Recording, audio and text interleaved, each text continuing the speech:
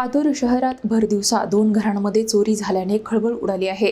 घरमालक काही वेळासाठी शेजारी गेल्याची संधी साधून चोरट्यांनी सोने, चांदी आणि रोख रकमेवर डल्ला मारला असून सलग चोरीच्या घटनांमुळे नागरिकांमध्ये भीतीचे वातावरण निर्माण झाले आहे. पातूर शहरात भरदिवसा 2 घरांमध्ये अज्ञात चोरट्यांनी चोरी केल्याची धक्कादायक घटना समोर आली आहे. निलेश रामकृष्ण बगाडे यांच्या घरातून अंदाजे 3.5 तोळ्यांचा पट्टा पोत, 100 मणी आणि सुमारे 25,000 रुपये रोख असा मुद्देमाल चोरीला गेल्याची माहिती आहे. त्याच परिसरातील मदन जाधव यांच्या घरातून 10 ग्रॅम सोने आणि सुमारे 50 तोळे चांदी चोरीला गेल्याचे सांगण्यात येत आहे. घरमालक काही वेळासाठी शेजारी गेल्याची संधी साधून चोरट्यांनी घरात प्रवेश केला आणि मौल्यवान वस्तूंवर डल्ला मारला.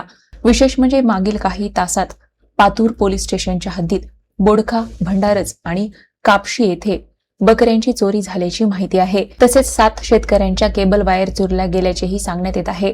घरफोडी, बकरी चोरी आणि केबल चोरीच्या घटनांमुळे नागरिक आणि शेतकऱ्यांमध्ये चिंता वाढली असून पोलिसांनी या घटनांची गांभीर्याने दखल घेऊन चोरट्यांचा तातडीने शोध घ्यावा अशी मागणी होत आहे. आम्ही बाजूच्या घरी बसायला गेलो होतो. मी, माझी वाईफ आणि माझी आई. तर तितक्या टायमात घर फोडलं आमचं, साधारण 2:45 ते 3च्या दरम्यान. आणि घरातलं मुद्देमाल म्हणजे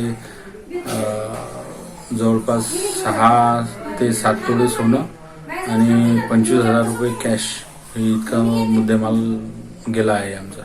गावाला जायला होतो मी वाशिमले. घरच्या घरीच होते. वरचं बांधकाम चालल्यावरचं मग अर्ध्या घंट्याची बाबाच्या घरी गेली समोर.